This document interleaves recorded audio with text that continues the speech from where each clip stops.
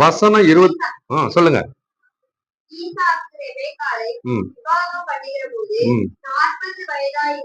பாருங்க, ஈசாக்கு ரொபாக்காலை விவாகம் பண்ணும்போது 40 வயசா யார் இருக்கிறா?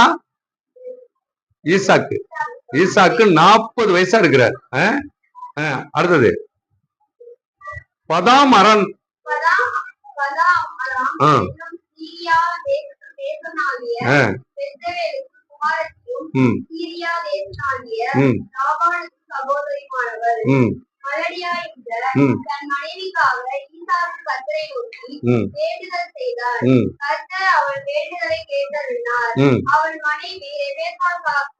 கற்பம் தரித்தாள். யார் ஜெபம் பண்றா? ஈசாக்கு மனைவி ரொபேக்காலுக்காக, தன்னுடைய சொந்த மனைவிக்காக ஈசாக்கு ஜெபம் பண்றார். இரவும் பகலுமாக அழகா ஜெபம் பண்றார். தன் மனைவி கற்பம் தரிக்கணும், மலடியா இருக்கிறதை கண்டு ஈசாக்கு ஜெபம் பண்றார். அந்த ஜெபத்தை ஆண்டவர் கேட்டார் இல்லையா? கேட்டார், மனமடிவோடு கேட்டார்.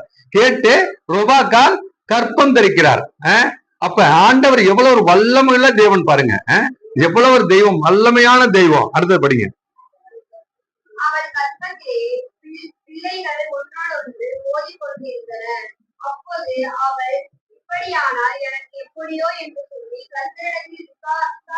கர்த்தரிடத்தில் விசாரிக்க போனார்கள். அப்படி ஒன்றோடு ஒன்று மோதி கொண்டிருக்குது. யாராரு மோதுறா? யாக்கோப்பு, ஏசா, இவங்க 2 பேரும் மோதிக்கிட்டு இருக்காங்க. ஆனா அவங்க விசாரிக்க போறாங்க. யார்கிட்ட? கர்த்தரத்துல போய் விசாரிக்க போறாங்க. எப்படியோ நடக்குமே, வயிற்றுல 2 பிள்ளைகளும் மோதி கொண்டிருக்குது அப்படின்னு சொல்லி விசாரிப்பதற்காக கர்த்தரத்துல போறாங்க. ஆனா ஒன்று யாக்கோப்பு, ஒன்று ஏசா.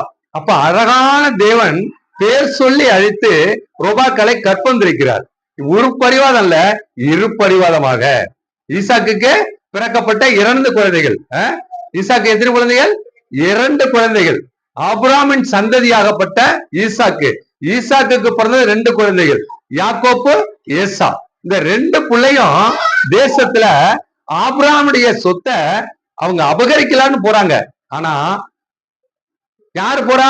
யாக்கோப்பு போய் பொய் சொல்லி அந்த சொத்தெல்லாம் தன் வசமாக கொண்டு வந்துடுறாங்க இந்த யாக்கோப்பு. அப்படியாப்பட்ட ஆண்டவர் அபிஷேகத்தினால நம்ம எல்லாம் 2 பரிவாதங்களோட ஆசீர்வதிக்கப்படணும். எப்படி படணும்?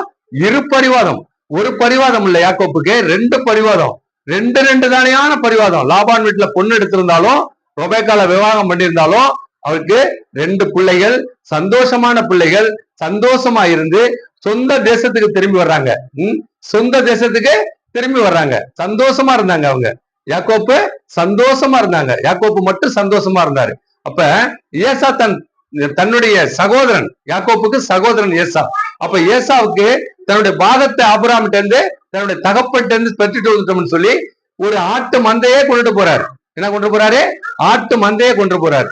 அப்ப அவர் அண்ணன் சொல்றாரு, தம்பி நீ நல்லா இருந்தா போதும், பிள்ளைங்க எல்லாம் நல்லா இருந்தா போதும், எனக்கு ஒண்ணு வேண்டாம், நீ சந்தோஷமா ஊருக்கு வா அப்படின்னு அன்போடு அரவணைக்கிறார் ஏசா. அப்ப இருவரும் எப்படி சந்தோஷமா இருக்கா பாத்தீங்களா? அப்படி இருக்கணும். நம்ம சந்தோஷம்னா அப்படியாப்பட்ட சந்தோஷமா இருக்கணும். எப்பொழுதும் உயர்வானாலும் சந்தோஷம், தாழ்வானாலும் சந்தோஷம். உயர்ந்த இடத்துல ஆண்டவரே கொண்டு போய் நிப்பாட்டுவார். அவர் நிப்பாட்டுறது உயர்ந்த இடத்துல தான் நிப்பாட்டுவார், தாழ்ந்த இடத்திலே கொண்டு போக மாட்டார். என்னை நோக்கி கூப்பிடு, உனக்கு அரணான பட்டணத்தை போஷிக்க கொடுப்பேன். அப்படிதான் யாக்கோபு போஷிச்சார், தினம் போஷிச்சார். இரவும் பகலெல்லாம் எவ்வளவு வேதனை, துன்பம், துஷ்டம், கஷ்டம், எவ்வளவு கஷ்டம் தெரியுமா யாக்கோப்புக்கு? காடு மேடு இந்த மலையில கடந்து போகும் பொழுது அப்படியாப்பட்ட கஷ்டம் இருந்த போதிலையும் என் தேவன் யாக்கோப்போடு கூட இருந்தார். அவர் வல்லமையான தேவன் சொல்லி நம்பி அவர் ஓடிக்கிட்டே